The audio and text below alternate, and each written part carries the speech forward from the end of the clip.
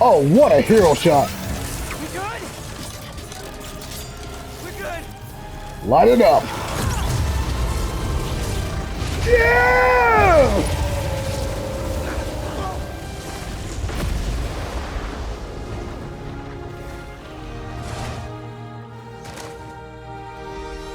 Gosh, they're gonna probably have to get set out of their suits for weeks.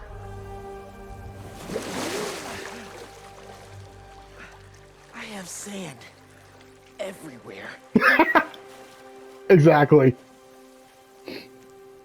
Miles, Alright, to start this off right, hope you guys are comfy wherever you are, and whatever time zone. Yeah, that's kind of my intro to, hey, good morning, but this is not a walkthrough. This is going to be kind of a commentary.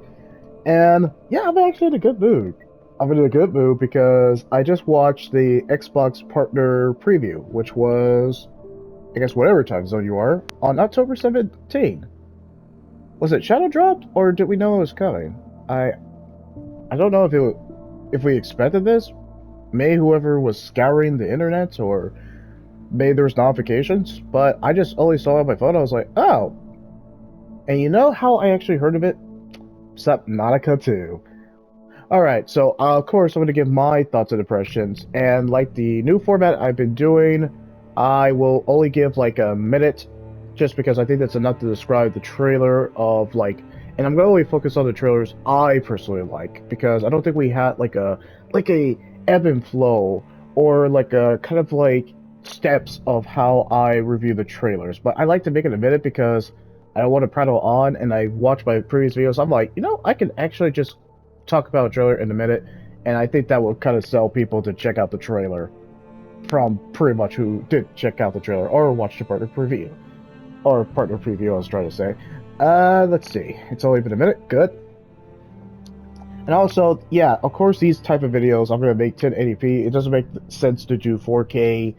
And like you also been noticing, I've been doing my good morning, good afternoon on walkthroughs specifically because it doesn't make sense to do it for video game trailers and for just anything that like blew my socks off, like Subnautica 2. I only did my good morning, good afternoon for Subnautica 2 because it's worth doing it. Are you kidding? Alright, and also, while I'm talking again, or talking about the Xbox partner, yeah, I guess Xbox partner October 2024, of course, there are going to be some games that are going to be excluded because, sadly, it's going to be that Yakuza Like a Dragon, Infinite Wealth, or okay, yeah, that one with Goro Majima. It's basically Yakuza Black Flag, and I love that. But I'm not going to talk about it because it's DLC, and I think the Yakuza series have earned their respect for a while now, and I don't think that's worth talking about that Yakuza game. I think it looks good, absolutely. So yeah, they're gonna be they're gonna be excluded games from the trailers I liked because this is my list. But yeah, sadly that game is gonna be excluded. I'm just gonna pretty much tell you. Eden Zero is also gonna be excluded because there's an anime. I think it's on Netflix or some streaming services, maybe on Crunchyroll too. Don't know. Don't know. I look at it and it looks like it's probably more than a Fairy Tail Part 2. It seems like another Fairy Tail project from the developer. Just watch the anime. Because it is. It's created by Fairy Tail's Hiro Mishima. Sorry if I mispronounce it, but it's okay. But it's basically an anime game based on the anime. Just watch the anime. And also, Phasmophobia. If I mispronounce it, you can definitely correct me. I won't count that because it came on PC in 2020. I don't think that's a trailer worth acknowledging. MMOL as well, because these are games that MMOL just came out this year. It just finally come to Xbox. Okay, why did it not come out on Xbox before? Phasmophobia, it came out on PC like 4 years ago, so I don't think that's worth acknowledging. The Legend of Babu, even though it looked unique, it just didn't win me over yet. I had to see more. Eternal Strands, and it didn't win me over yet. FBC, or Federal Bureau of Control, yes, I know this because I played the Control series. thoroughly, and I know what I gave it. But it's another live service game for the Control universe. It looks unique. It does look unique, but we'll see. Time will tell, because we've been disappointed by live service games before. Have we all forgot about Concord? It seems like it. But do we get reminded of it all the time? Ah, all the time. And Mistfall Hunter seems unique, just not yet. Now, let's just give it time. Let's see how it is. So those are the excluded games from the trailers I like. So now we can start the timer. I know that kind of went over 5 minutes, but I kind of wanted to acknowledge at the beginning, like, hey, these are the trailers I'm not going to talk about because they just didn't win me over. But I'm going to talk about the games I liked, starting... Hold on, as I put the timer on, because, you know, we're doing 1 minute. Starting now. Alright, so the first trailer, I think it's pretty much without a doubt, and am I an Alan Wake fan? I wouldn't say I'm like an Alan Wake fan, but I freaking respect the series. I do. I absolutely do. Alright, so the fact that Sam Lake and the Remedy crew is just getting all of the acclaim, and they're just giving us actually solid DLCs, yeah, the Lake House is getting a 10 out of 10. Why? Because it's taken Alan Wake, which I respect, and I'm loving the series, and it's taken the Control series, which I love the series, because I just played it pretty recently, or I guess 2 years ago, but it's taken that series, and they're finally bringing the Control series forefront to the Alan Wake series. We have the Remedy-verse. I think we can call it officially the Remedy-verse. It's a 10 out of 10, love the production values, voice acting's perfect, Control is coming to Alan Wake, which it was already before. Bring it on. Of course, I was going to talk about this game. Yeah, Chronos: The New Dawn. I mean, it was obvious. So, after the success of Silent Hill 2 Remake, of course, the Bloober team is like, alright, we're rock stars now. So, we might as well drop this game that no one knew about. Yeah, production values, that brilliant depiction of chess, of literal horror and chess. I never thought I would see something like that, but yeah, that was such a delight. That's a 10 out of 10, obviously. And Bloober Team just dropping this out of nowhere. Yeah, even though it's a CGI trailer, they say like this is in-game cinematics and footage. I'm like, I love what I'm seeing. I like how it immediately reminds me of Dead Space. Bloober Team is just dropping something that I never thought I was expecting. A survival horror game. Okay. Yeah, 10 out of 10. I'm liking what I'm seeing. Good job, Bloober Team. It counts. It counts. This game is played in, I guess, black and white, but it is technically in the dark. It freaking counts. Alright, so the next game, even though it's a live service game, and even though that trend is kind of being a dead... It's like being it's using a stick to beat a dead horse. You know the expression. Blind Fire. I know I'm going to probably get a lot of disagreements because of Blind Fire. 9 out of 10. And I know I'm going to get the hate on it. But a first-person shooter, live service game, again, but played in the dark. That's got me intrigued. And yes, it's like Ghost Runner and Cyberpunk, like what people were saying in the comments that I was reading. I was like, yeah, but I was like, but it's trying to kind of like change up the formula of another live service game and first-person shooter. But the fact that it's played all in the dark and it has kind of like paintball mechanics, it got me sold. 9 out of 10. Hope you do well. We'll see. Of course, this is the perfect game to describe Mouse PI for hire. You know, I thought it was unique too. It didn't sell me yet, but after watching the trailer, I'm like, alright, I'm sold. 10 out of 10. Mouse PI for hire. Okay, so 1920s Disney, like old school Disney with Doom. I was like, okay, this has Doom and Cuphead. If they had a baby, this was the result. And I'm like, I am sold. I was like, from the mechanics, the art direction, that is fantastic because it does like old school Disney, like the 1920s one. From like Doom mechanics and the animation, again, the animation. And it just got me sold. Even if the game is not successful, I'm sold. I want to see where it goes. I hope it comes to PlayStation 2. Not PlayStation 2, but PlayStation also. Yeah, cool. I mean, if you saw my, I guess, 6-minute Subnautica 2, that Subnautica 2 is out. Yeah, 10 out of 10. There's not enough there's nothing more I can say. I'm just excited that it exists.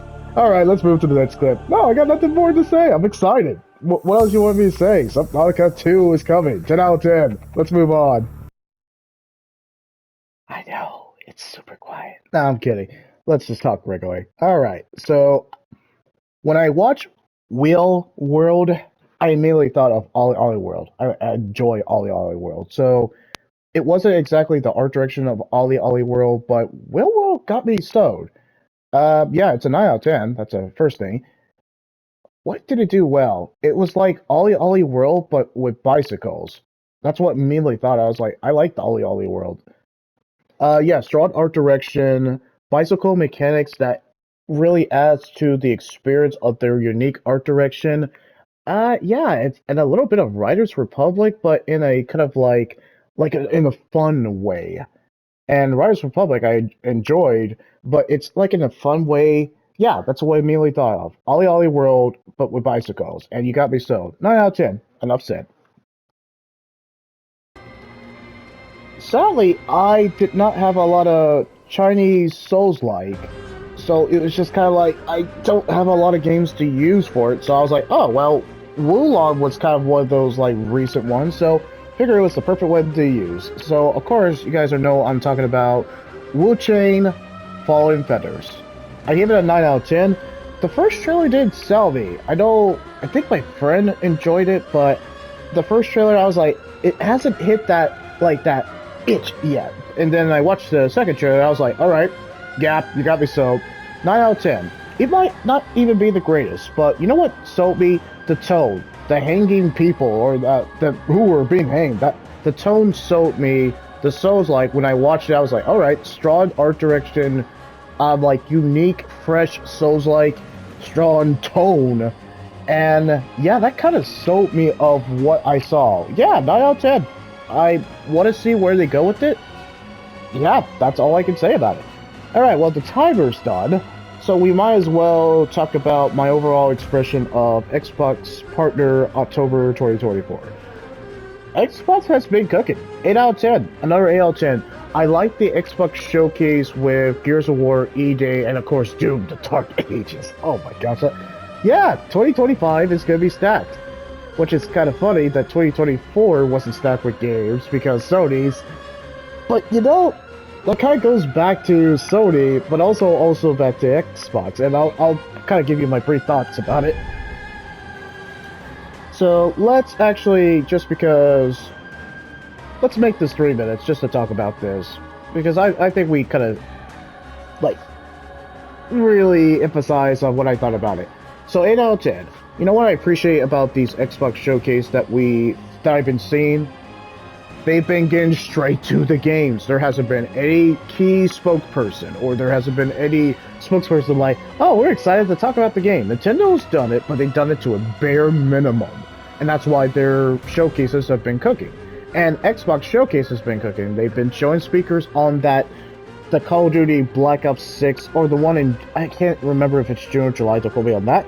But what I appreciate about Xbox Showcase is, you know what, because this is going to take probably 5 minutes, let's just update it to 5 minutes for the timer, and I'll try to make it short as possible. But what I have appreciated with Xbox Showcase, like Nintendo, they have only shown the games. Show the games, because that's what it's about, showing video games. It's not about how much money you have, it's about what cards you are having. Show your cards, if they are good cards. I know I'm using a poker metaphor, I didn't think I would do that, but here we are. Yeah, Xbox knows what the consumer wants. We want to see the games, we want to see game footage, even if it's a CGI trailer again, or even if it's a live service game again. If you give us other games, if you give us video games, and just shows the quality, and you give us like new games, like Chronos: The New Dawn is a prime example that no one was expecting, but it's more than 100K because of how unique it is, and that's what it's about. we want new games, but I'll get to the negative, and it's a minor negative. It's not a negative to the show, but it's a negative of what Xbox is doing. And even I'm just like, the older I get, the more I'm like doubting them, and that's completely justified. Well, anyway, so in terms of this focusing on the showcase, I think the stronger, well, okay, let's talk about the weaker parts. The weaker parts is they brought an anime game. I don't think that was worth it. I think they could have left Eden Zero as its own trailer away for the show. I don't think that was worth showing.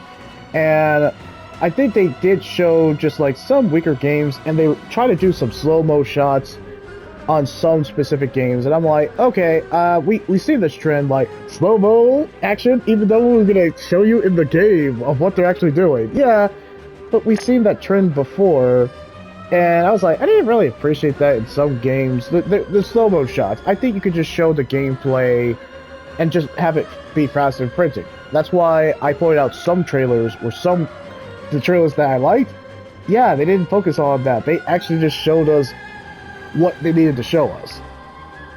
But like, example is like The Legend of Babu and Eternal Strands, and for FEC Firebreak, they were trying to chase like trends, and even though from the ones that I excluded, there were some like good trailers, I was like, I don't think there was like anything like groundbreaking, like as unlike like Chrono, The New Dawn, and Subnautica 2. But yeah, in terms of just like the strong contenders or those AAA, those are sadly lacking. It was mostly indie games, if you guys noticed that. Alright, and should we go ahead and turn the timer off? Yeah, we might as well turn the timer off. But in terms of like basically the strong showing, yeah, again, Xbox was cooking, but I think in terms of like their stronger showcase, it was definitely the one with Gears of War, E-Day, Doom, the Dark Ages, and Black Ops 6, which is coming pretty soon, actually. I think this was like a good fill-in until we get to the Game Awards in terms of like Xbox. But yeah, 8 out of 10. I think there was a good amount of trailers and a good amount of games, like a good amount of games revealed. So there were actually video game trailers that I actually enjoyed, and they just focused on the games, and that's what I appreciate. Xbox really should do that. It's been a while since Xbox has had a W since that last Xbox showcase. This year specifically. I mean, name one time that Xbox has had a W since the Xbox 360 days. Yeah, I played a lot of Xbox 360 games. Remember when they were on top and actually an actual threat to PlayStation that PlayStation had to try? Yeah, but where is that? But we'll get to the negative a little bit later. Alright, how many minutes have I done so far? Ah, man, it's been 7 minutes, but that's okay. You guys know I like to prattle on because I like to talk about the video game industry, but I try to get to the point as much as I can. But yeah, so in terms of the negative, like I was saying, I think that there wasn't like strong contenders that make me drop my jaw, not like the previous Xbox showcase, but there were still enough indie games that you could chew on, and I'm like, alright, there were still some strong trailers that I can't deny that they just kind of like, alright, they impressed me still. So yeah, 8 out of 10. I think we still have good games. 2025 is going to be stacked with games. Sadly, 2024 had some games, but not really stacked with games. You know what I mean? So now that's what I'm going to bring up again. PlayStation. PlayStation, what are you doing?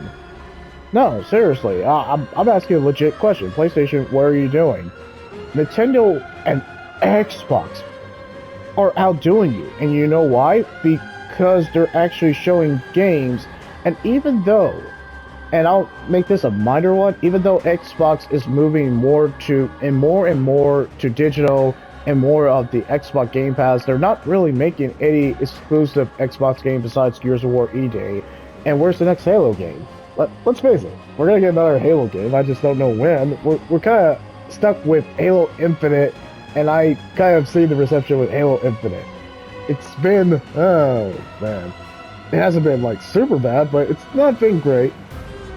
But yeah, where are the Xbox games? If we're really asking Xbox, I'm like, hey, where are all these properties that Xbox has? Because they bought all the companies and shut them down, and then Tango Gameworks surprisingly survived because they got published by PUBG, which is crazy, but here we are. But just the fact that we don't have exclusive Xbox games, and just like PlayStation, Xbox has several IPs that they have, but they're just kind of sitting on it because most of their games are multi-platform anyway. They don't have any Xbox exclusive game besides Gears of War E-Day that I know of. They really don't. But that's okay. You know what they're doing well? They're showcases, because they have games coming to Xbox, but they're coming to PlayStation. So, in terms of Xbox, hey, I'm proud of I'm proud that you guys are getting W for this year in terms of your showcase. But let's not, and it's because I'm getting older, but let's not doubt, and let's not kind of like look at Xbox like Xbox. You don't have any games, any Xbox exclusive games, so that kind of makes your Xbox obsolete. And I've been seeing videos that Xbox is dead. I mean, I don't think they're dead. Let me put it this way. I don't think they're dead yet, but I think they're kind of like just throwing in the towel for PlayStation because they're just moving on to other ventures. And you can tell that Microsoft is just doing other stuff, and they're just not gonna like waste the time. It just seems like it. I could be wrong. Maybe they're making more Xbox exclusive games. We just don't see them a lot these days. And they have the IPs, just like PlayStation. And PlayStation, I haven't forgot about you. I mean, we're gonna knowledge of what you're doing this year because I have a knowledge throughout a good recent amount of time of what you're doing. But Xbox, you just don't have exclusive games. And so if, let's just say, sadly, if Xbox throws in a towel, don't make any Xbox consoles, are we going to be shocked? No, they've been experiencing loss before 2024 in terms of Xbox exclusive games. I mean, if there is Xbox exclusive games this year, cool. I just haven't seen a whole lot, if I'm going to be honest. In 2025, we do, but not so much. I mean, when is Gears of War E-Day coming out? I mean, they gave us a solid trailer. Don't deny that. I can't deny that. It's a solid trailer. But they haven't given us a release date for Gears of War E-Day. The games that Gears of War fans like myself will like to know. I want to know where the release date. When is it coming out? Solid trailer. But when's it coming out? Solid trailer. When is it coming out? But we don't have any Xbox exclusive games, so it's making it obsolete. And same for PlayStation. Like, now we can acknowledge PlayStation. PlayStation, you don't have a whole lot of exclusive PlayStation 5 exclusive, and you know it.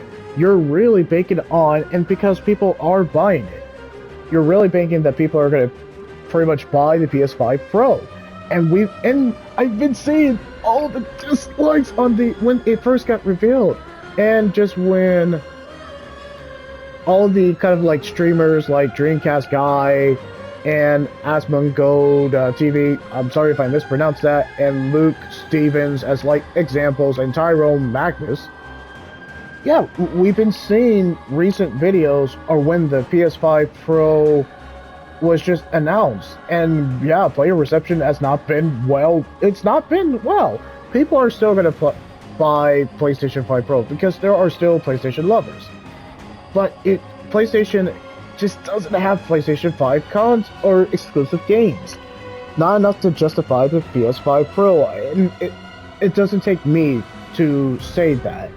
It just, there's no games for PS5 because the Sony CFO, and I don't need to say it because I already acknowledged it like just a couple months ago.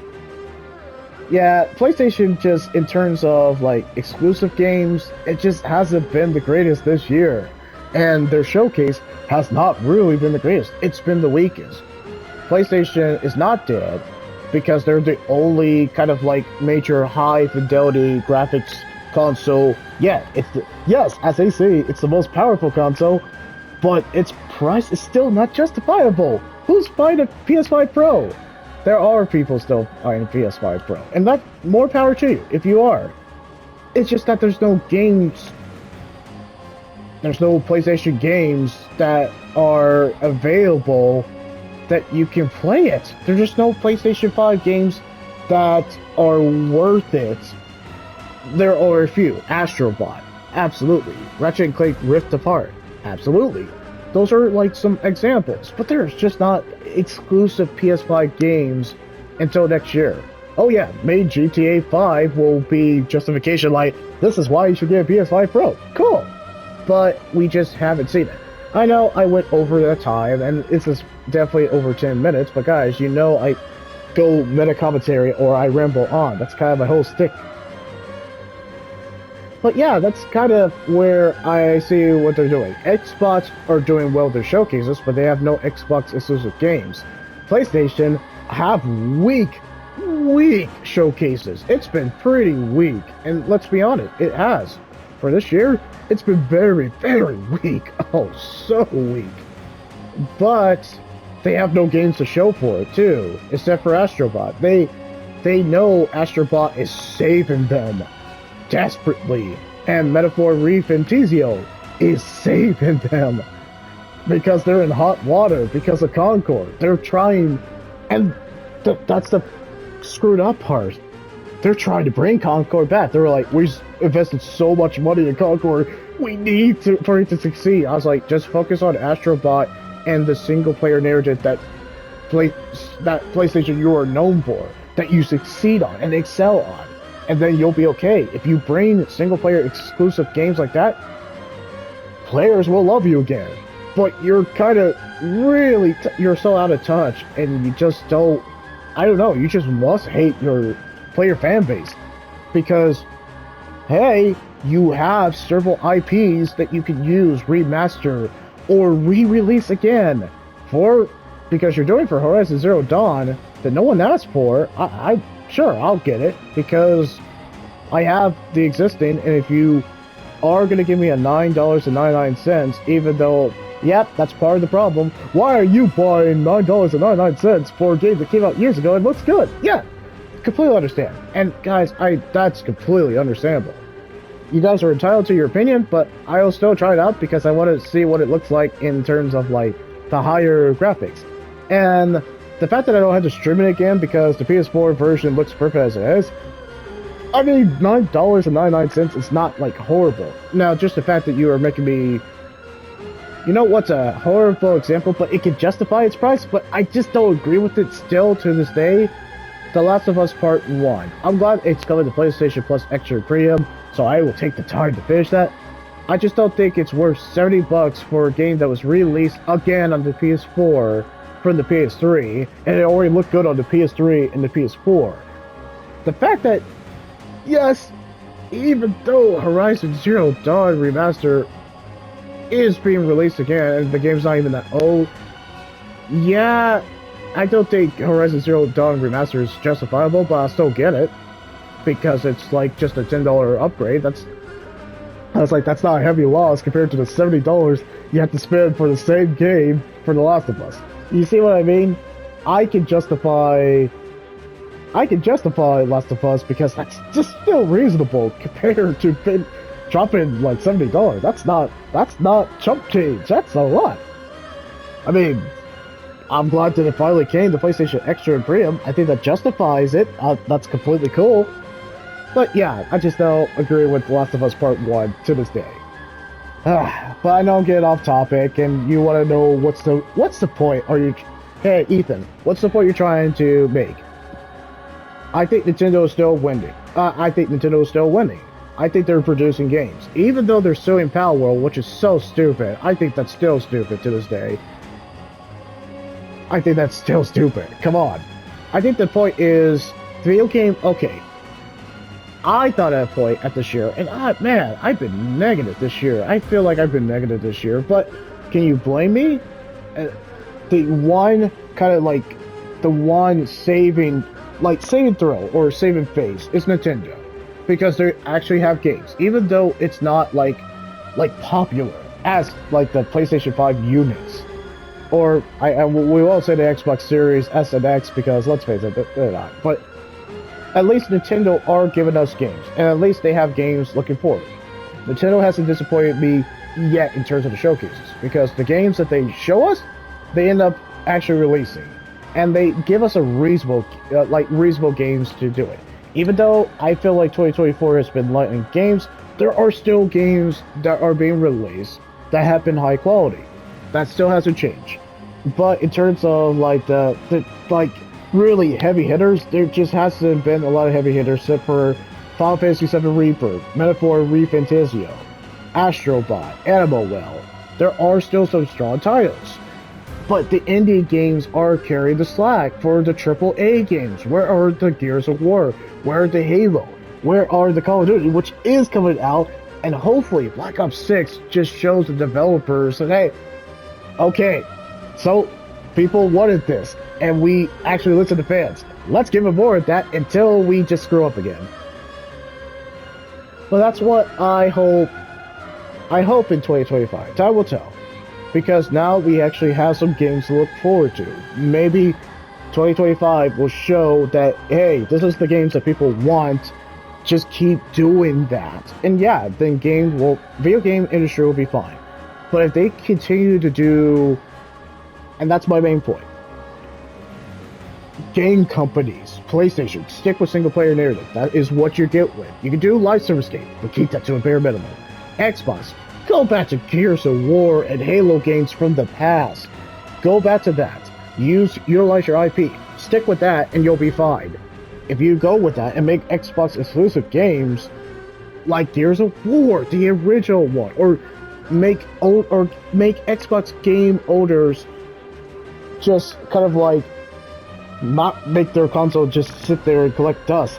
Make Xbox exclusive games. Go back to those old days. We want Gears of War E-Day. We want the Dark Ages. And you'll be fine. But yeah, PlayStation, stick with the single player narratives that you're good at. And just stop trying to chase trend. And that's it. I feel like I've been saying that, but that's all they need to do. Nintendo, yeah, just stop trying to sue for your Pokemon property. But we don't, no, they're going to sue because money's involved. So, yeah, we can't tell them. But yeah, Nintendo. I can't really say anything else. Yeah, just keep making Nintendo games. Utilize your properties. I haven't had a complaint with Nintendo. Am I a Nintendo fanboy? Yeah, I guess I can consider I am because they're giving us games. Unlike PlayStation and Xbox making excuses that we have no games. At least Nintendo is picking up the slack of having games. But that's not good. Xbox, PlayStation, there's no excuse for that. There's no excuse of why you don't have games. You have plenty of properties. There's no excuse. PlayStation, where's that Bloodborne remaster that we're asking for? Come on.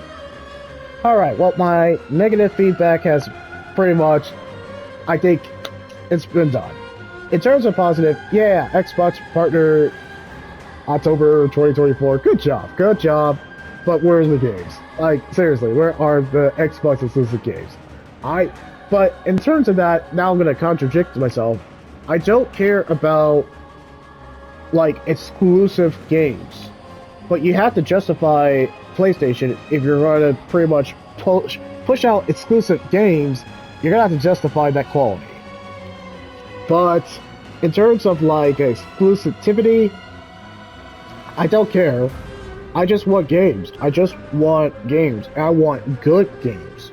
If you can give me good games, and it doesn't matter what console it is, if you give me good games, and even if it's multi-platform, if you just give me good video games, then yeah, and if it's fun. Good video games, and if it's fun.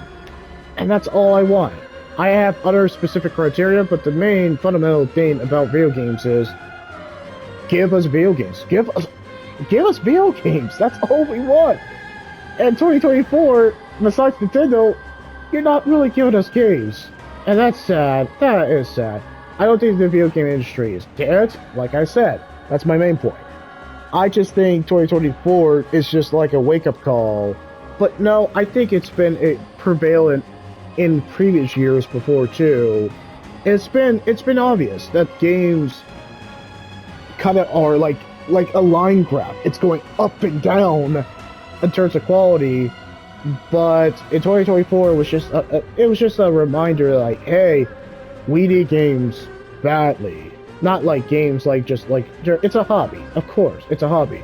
But we need good quality games to be consistent. We need it to be consistent, and hopefully 2025, just because that is like, hey, all our best games are in 2025. Cool. You better deliver. You better have the games, and they better be fun. We want them to be fun. Why? Because we're the consumer, and even though the developers, well, not the developers, even though the video game companies like Xbox, PlayStation, and Nintendo, they don't owe us anything. They don't. They're all about money, and that's what it's about. Even though they're about money, people still have to kind of go through their livelihood and kind of like justify buying the game. That basically you have to, that money can be used for like, just like, for example, medical bills, paying so on. It has to be justifiable of why you're buying their product. If your product does not deliver, then people are not going to buy your product. PS5 Pro, $700 is not justifiable if you don't have any games to justify. Alright. I think I'm done with my bandwagon. But, and on a lighter note, let's just do a video game walkthrough. So guys, I'll see you guys on the next video. Or I guess the next clip. Alright, I'll see you there.